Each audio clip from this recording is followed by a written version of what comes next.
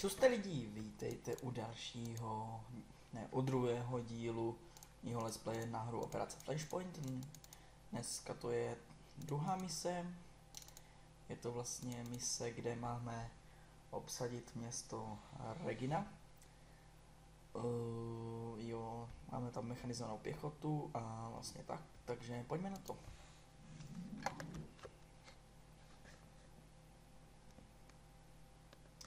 Okay, tady se budou vykecávat blablabla, to na mě nezajímá.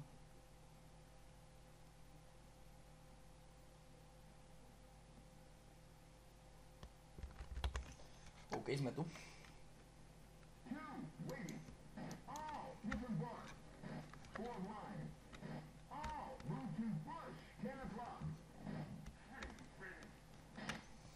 Opět zrychlím. OK, takže to městečko je tady za tím kopcem, nebo prostě tady. Celkovou uvidíme, vlastně tam je. Tohle je taková už obtížnější mise trošku, není to už nějaká hračka, kde proti vám jdou jenom dva vojáci. Ale zase to není úplně nějaká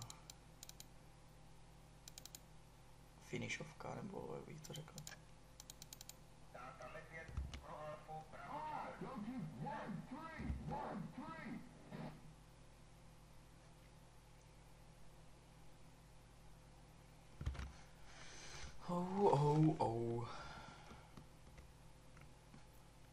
Vojáci tam jsou, ale jenom je nevidím.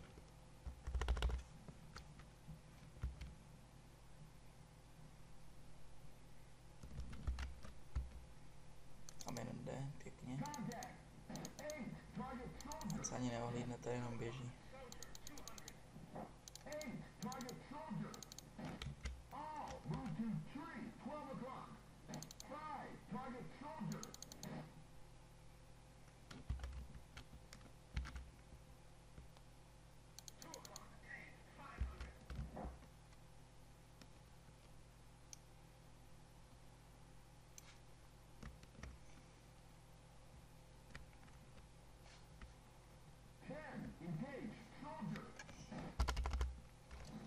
Já jsem číslo 10.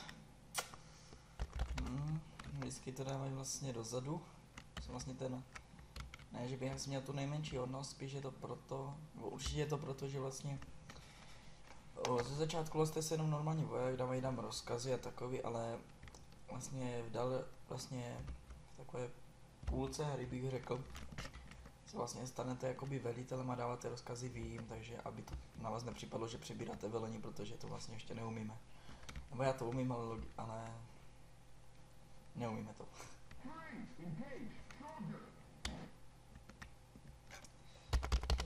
Já mám vlastně myslím hodnost desátník jsem. Pak vlastně dostanu hodnost poručíka. Jak budu už jako poručovat. Ok, já se tady asi uložím pro jistotu, víte to?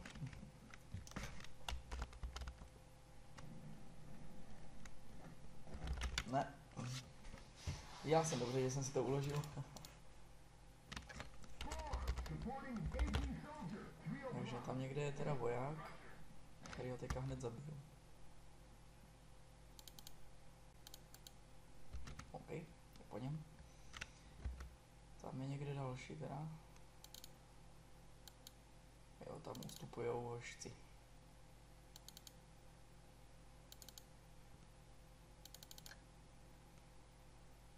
Já jsem dobrý, sakra, já jsem tak dobrý. Taky uslyšíte v jedné misi, ale u té budeme až za dlouho.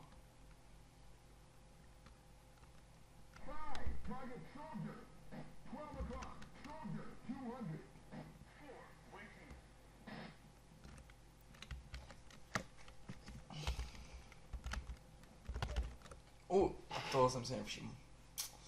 Sakra, že já jsem prostě tak zbrklý.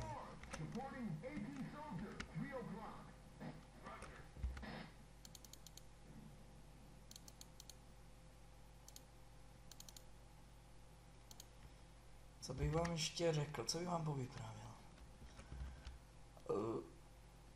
Něco v těle, co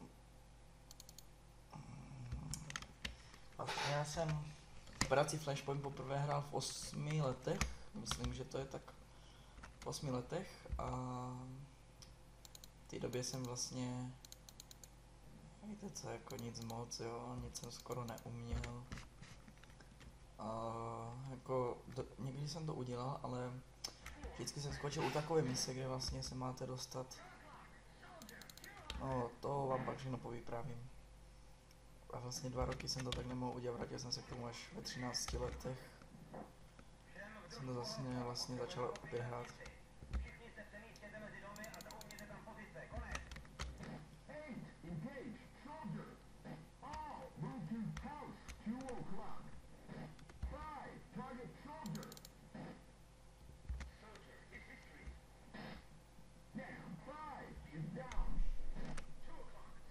Sakra, nějak nám umírají vojáčci.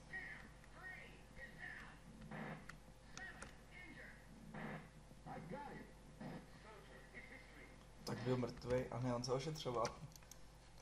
Taky mě ošetří. Taky vidíte takový logický ošetření.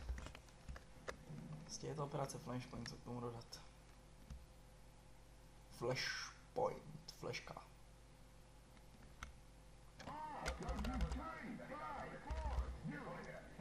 Máme tady tanky T-80 výjíždějící od jihu. Stáhněte se. Opakuji okamžitý ústup. Konec. OK, takže okamžitý ústup, jdeme na to. Ústup. Ustupte, zdráháme lidi.